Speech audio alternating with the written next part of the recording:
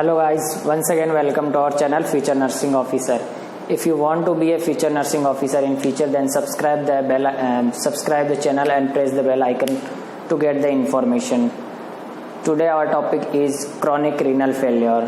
Previously we have discussed about the ARF, acute renal failure, and today we will discuss about the chronic renal failure. आज का अपना topic है chronic renal failure क्या होता है. Chronic renal failure को अपन CRF के नाम से भी जानते हैं, CRF क्रोनिक रीनल फेल्योर. और इसमें कंपटीशन के पॉइंट ऑफ व्यू से ये इम्पोर्टेंट है. And stage of renal failure, ESRD इसका दूसरा नाम है. And stage of renal failure, ESRD. तो ESRD के नाम से क्वेश्चन आए, CRF के नाम से क्वेश्चन आए, या क्रोनिक रीनल फेल्योर से के नाम से क्वेश्चन आए, अपने को एक ही चीज है ये. CRF chronic renal failure, and stage of renal failure, या ESRD. क्रोनिक रीनल फेल्योर क्या होता है? क्रोनिक रीनल फेल्योर तब होता है जब रिपीटेटिव ARF हो, यानी एक्यूट रीनल फेल्योर, या ARF को ट्रीटमेंट नहीं किया तब कौन सा ये किसको लीड करता है? क्रोनिक रीनल फेल्योर को. क्रोनिक रीनल फेल्योर की डेफिनेशन क्या होती है? Progressive irreversible reduction in the renal function that leads to the uraemia. अपन ने डिस्कस किया था जो प्रीवियस क्लास के अंदर ARF क्या होता है? रिवर्सिबल डिसऑर्डर होता है, जबकि ये कौन सा है? इरिवर्सिबल डिसऑर्डर है, यानी इसे रिवर्ट बैक नहीं किया जा सकता. तो it is a progressive irreversible reduction in renal function that leads to the uremia. जो किडनी का फंक्शन है वो क्या हो जाता है? रिडक्शन हो जाता है, उसका फंक्शन है वो प्रॉपर नहीं हो पाता. इस वजह से किसको लीड करता है? वो यूरेमिया को लीड करता है. तो ये थी इसकी डेफिनेशन. क्रोनिक रीनल फेल्योर का मतलब क्या होता है. फिर उसके बाद आता है नेक्स्ट है इटियोलॉजी या कॉजेज. कौन कौन से इटियोलॉजिकल फैक्टर है जिनकी वजह से क्रोनिक रीनल फेल्योर हो सकता है. तो इसका जो मोस्ट कॉमन कोज है वो है डायबिटीज मेलाइटस. इसका जो मोस्ट कॉमन कोज है, मोस्ट कॉमन कॉज है डायबिटिक मेलाइटिस की वजह से क्रोनिक रीनल फेल्योर होता है. या फिर जैसे ARF को ट्रीट नहीं किया तो भी वो किसको लीड कर सकता है? क्रोनिक रीनल फेल्योर को. इसके अलावा है हाइपरटेंशन. अगर पेशेंट को काफ़ी टाइम से हाइपरटेंशन है तो वो भी क्रोनिक रीनल फेल्योर को लीड कर सकता है. ARF जैसे मैंने बताया कि ARF को अगर ट्रीट नहीं किया तो वो CRF में कन्वर्ट हो जाता है. Chronic glomerulonephritis. ग्लोमेरुलोनेफ्राइटिस क्या होता है? जो किडनी एक नेफ्रॉन की स्ट्रक्चर होती है ग्लोमेरुलर, उसका अगर इन्फेक्शन हो जाए, इन्फ्लामेशन हो जाए, क्रोनिक यानी काफ़ी समय से अगर इन्फेक्शन है तो वो भी CRF को कॉज कर सकता है. इसके अलावा इन्फेक्शन है तो किसी भी टाइप का अगर इन्फेक्शन हुआ है ब्लड के अंदर, जैसे स्ट्रेप्टोकोकल हो गया, HIV हो गया, जो भी सारे हेपेटाइटिस का हो गया, जो भी इन्फेक्शन है उसकी वजह से भी क्रोनिक रीनल फेल्योर हो सकता है. इसके अलावा हेरिडेटरी. अगर हेरिडेटरी यानी कि अगर किसी पर्सन को फैमिली के अंदर अगर रीनल डिजीज की कोई हिस्ट्री है तो भी उसके जो फर्दर जो जनरेशन होगी उसके अंदर भी चांसेस होते हैं CRF होने के, यानी रीनल फेल्योर होने के. फिर आता है नेक्स्ट है ऑब्स्ट्रक्शन इन यूरिनरी ट्रैक्ट. अगर यूरिनरी ट्रैक्ट के अंदर कोई ऑब्स्ट्रक्शन हो गया उसकी वजह से भी क्या हो सकता है? CRF हो सकता है. ऑब्स्ट्रक्शन किस वजह से हो सकता है? या तो वहाँ की सेल है वो ज़्यादा ग्रोथ हो जाए, या नेरोविंग हो जाए, या कोई कैल्कुलाई का फॉर्मेशन हो जाए, स्टोन का फॉर्मेशन हो जाए, उस वजह से ऑब्स्ट्रक्शन हो सकता है. फिर आता है इसके बाद एटियोलॉजिकल फैक्टर के बाद इसकी स्टेजेस इंपॉर्टेंट है. इसकी कंपटीशन के एग्जाम पॉइंट ऑफ व्यू से काफ़ी इंपॉर्टेंट है stages of chronic renal failure. अब जो इसकी स्टेजेज है उसको अपन ने 5 स्टेजेस के अंदर डिवाइड किया है. 1 2 3 4 5. अब इसकी जो स्टेजेज है वो GFR के अकॉर्डिंग अपन ने बेस्ड ऑन GFR के अकॉर्डिंग इसको क्या किया है? डिवाइड किया है स्टेज के अंदर. अब अगर जो GFR है, ग्लोमेरुलर फिल्ट्रेशन रेट, GFR, अगर उसकी लेस देन 90 ml पर मिनट है तब तो वो कौन सी स्टेज में आएगा? फर्स्ट स्टेज में. फिर अगर 60 to 89 ml पर मिनट है तो वो किसके अंदर आएगा? सेकेंड स्टेज में. और अगर GFR 30 to 59 ml पर मिनट है तो वो थर्ड स्टेज में, और अगर GFR 15 to 29 ml पर मिनट है वो फोर्थ स्टेज में। फिर अगर GFR 15 से कम हो गया तो वो लास्ट स्टेज होती है फिफ्थ स्टेज। तो stage first, second, third, fourth, 5 according to GFR glomerular filtration value के, फिल्ट्रेशन रेट वैल्यू के अकॉर्डिंग अपन ने इसको डिस्क्राइब किया। अगर 90 है तो first stage 60 to 89, second stage 30 to 59 third stage, और 15 to 29 है तो फोर्थ स्टेज, फिफ्थ है, फिर लेस देन 15। तो यह है स्टेजेज। अब इसके अंदर, इस स्टेज के अंदर क्या होगा, किडनी डैमेज होगी। क्या होगी? Kidney damage. फर्स्ट स्टेज के अंदर किडनी डैमेज होगी। सेकंड स्टेज में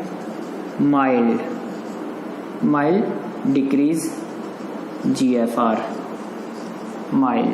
फिर मॉडरेट डिक्रीज GFR। फिर है mild, moderate, severe decrease in GFR।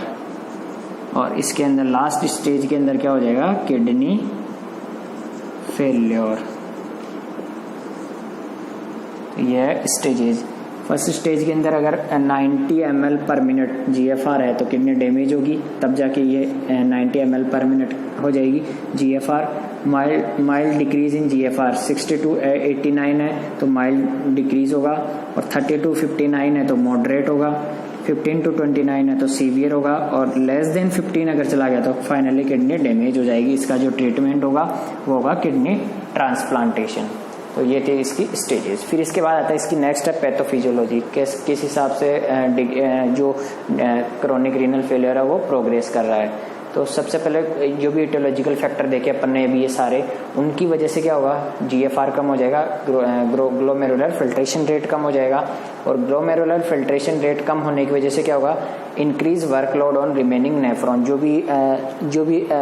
जो नेफ्रॉन है कुछ तो डैमेज हो गए, और जो बाकी रह गए नेफ्रॉन उसके ऊपर क्या होगा, वर्कलोड बढ़ जाएगा, और वर्कलोड बढ़ने की वजह से नेफ्रॉन डैमेज होगा। फर्दर जो बाकी जो नेफ्रॉन बचे हैं वो भी डैमेज हो जाएंगे, और डैमेज होने की वजह से लॉस ऑफ रीनल फंक्शन भी लॉस हो जाएगा, और रीनल फंक्शन लॉस होने की वजह से क्या, कौन सी कंडीशन हो जाएगी, यूरेमिया की कंडीशन हो जाएगी। तो ये थी इसकी pathophysiology. Due to etiological factor decrease in GFR, increase workload on remaining nephron damage, loss of renal function and uremia. ये EGC पैथोफिजियोलॉजी है, तो ये इम्पोर्टेंट है। सबसे पहले देखा इसकी डेफिनेशन के बाद aetiological factor mostly diabetes mellitus और ARF अपने को देखने को मिलता है। उनकी वजह से क्रोनिक रीनल फेलियर हो सकता है, and stage of renal disease.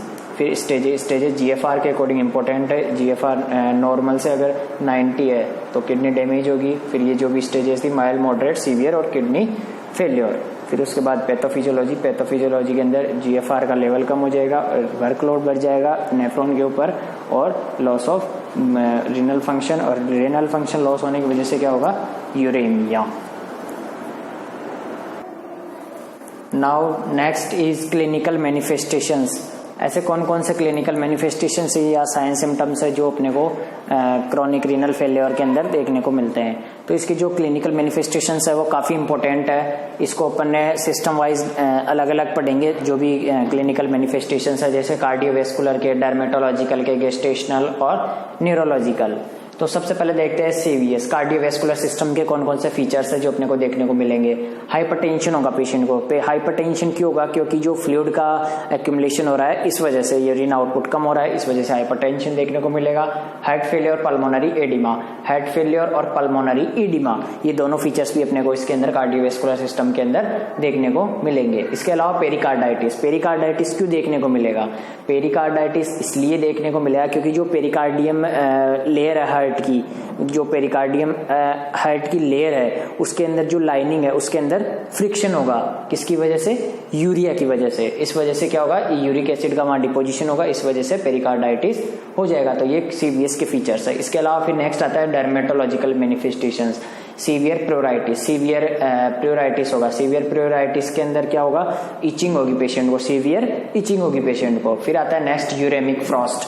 Uraemic frost क्या होता है ये अपने को पता होना चाहिए। यूरेमिक फ्रॉस्ट होता क्या है? यूरेमिक फ्रॉस्ट के अंदर क्या होता है कि जो डिपोजिशन हो जाता है किसका, यूरेमिक फ्रॉस्ट के अंदर डिपोजिशन ऑफ यूरिया क्रिस्टल्स, जो यूरिया क्रिस्टल्स, जो यूरिया के क्रिस्टल्स है वो डिपॉजिट हो जाते हैं, इस वजह से यूरेमिक फ्रॉस्ट हो जाता है, डिपोजिशन ऑफ यूरिया क्रिस्टल्स किसके ऊपर, स्किन के ऊपर। तो ये होता है यूरेमिक फ्रॉस्ट, इंपॉर्टेंट है। यूरेमिक फ्रॉस्ट क्या होता है, deposition of uric crystals on the skin. फिर आता है नेक्स्ट गेस्टेशनल फीचर्स। गेस्टेशनल यानी जीआई सिस्टम के फीचर्स कौन कौन से होते हैं? एनोरेक्सिया होगा, पेशेंट को भूख नहीं लगेगी, लॉस ऑफ एपेटाइट होगा, नोजिया वोमिटिंग होगी, और हिकअप्स होगा। हिकअप्स क्या होता है, हिचकियाना, और नोजिया वोमिटिंग भी अपने को देखने को मिलेगा गेस्टेशनल फीचर्स में। इसके अलावा नेक्स्ट है न्यूरोलॉजिक फीचर्स।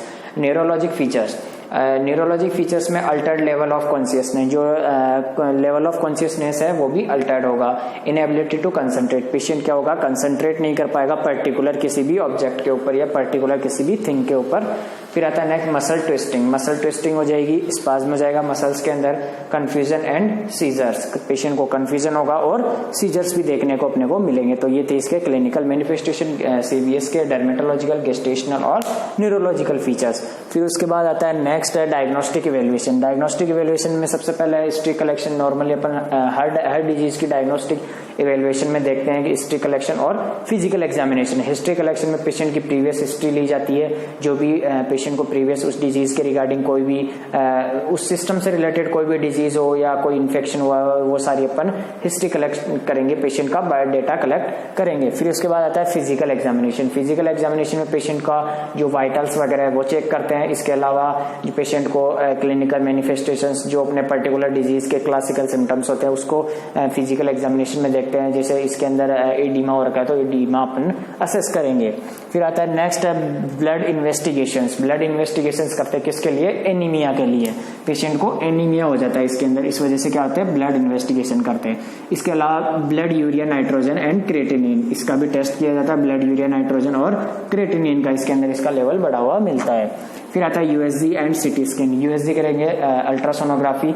अल्ट्रासोनोग्राफी के अंदर अपने को पता लग जाए कि किडनी के अंदर कौन सा कोज है जिसकी वजह से सीआरएफ हुआ है, या सिटी स्कैन से भी अपने को पता लगता है। फिर आता है रीनल एंजियोग्राफी। रीनल एंजियोग्राफी उस केस के अंदर करते हैं जब बाकी सारे इन्वेस्टिगेशंस के अंदर प्रॉपर्ली अपने को नहीं देखने को मिलता है कि किस वजह से हुआ है। और रीनल एंजियोग्राफी के अंदर क्या होता है कि जो रीनल आर्टरी है उसके अंदर एंजियोग्राफी यानी विजुअलाइजेशन किया, उसके उस रीनल आर्टरी के अंदर कैथेटर को इंट्रोड्यूस करके वह कैथेटर के ऊपर कैमरा लगा हुआ होता है और मशीन के द्वारा फिर उसको विजुअलाइज किया जाता है। एंजियोग्राफी की जाती है किसकी, रीनल आर्टरी के अंदर। फिर आता है नेक्स्ट इसके बाद मेडिकल मैनेजमेंट। मेडिकल मैनेजमेंट के अंदर अपने को क्या करना है, पेशेंट को क्या देना है, इंसुलिन थेरेपी देनी है। इंसुलिन थेरेपी क्यों देनी है, क्योंकि अपने को पता है मोस्ट कॉमन कोज कौन सा है। अगर डायबिटिक वाला कोज है, डायबिटिक मेलाइटस है पेशेंट को, तो अपने को क्या देना है, उसको इंसुलिन थेरेपी देनी है। फिर किसको कोज क्योर करने के लिए, डायबिटीज मेलाइटस को। फिर आता है नेक्स्ट एंटी हाइपरटेंसिव मेडिकेशंस। ऐसी मेडिकेशंस देनी है पेशेंट को जो कि हाइपरटेंशन को रिड्यूस करती है, क्योंकि इसका हाइपरटेंशन भी एक मोस्ट कॉमन कोज होता है, इसलिए एंटी हाइपरटेंसिव मेडिकेशन। फिर इसके अलावा डायूरेटिक्स। डायूरेटिक्स क्यों देंगे, क्योंकि पेशेंट को जो वॉल्यूम है किसका, फ्लूइड का, वो ज्यादा हो रखा है और यूरिन आउटपुट कम हो रखा है, इस वजह से डायूरेटिक्स देते हैं। फिर आता है anti scissor medications. Anti scissor, patient को सीजर्स भी आ रहे हैं और न्यूरोलॉजिक फंक्शन के अंदर डिस्टर्बेंस हुआ है और फर्दर कॉम्प्लिकेशंस ना हो, इसलिए अपने को कौन सी मेडिकेशन देते हैं, एंटी सीजर मेडिकेशन देते हैं। इसके अंदर आईवी डाइजिपैम देते हैं, आईवी इंट्रावीनस डाइजिपैम देते हैं और फेनिटोइन देते हैं, ताकि फर्दर कोई कॉम्प्लिकेशंस ना हो और सीजर्स भी क्योर हो सके। इसके अलावा नेक्स्ट इसका जो इम्पोर्टेंट है वो मैनेजमेंट है, वो डाइटरी मैनेजमेंट है। डाइटरी मैनेजमेंट में अपने को क्या करना है, प्रोटीन डाइट और पोटेशियम डाइट को रेस्ट्रिक्ट करना है, प्रोटीन डाइट और पोटेशियम को।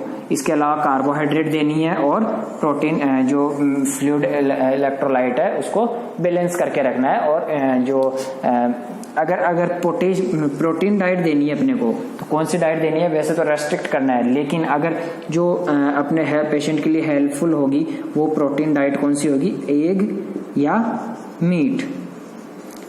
एग या मीट अपने को पेशेंट को देना है, जिससे कि पेशेंट को कोई नुकसान ना हो। तो ये था इसका मैनेजमेंट काफ़ी इंपॉर्टेंट है इसका।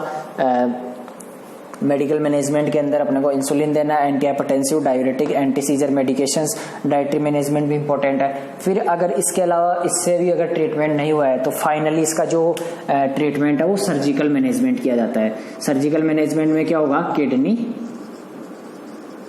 ट्रांसप्लांटेशन,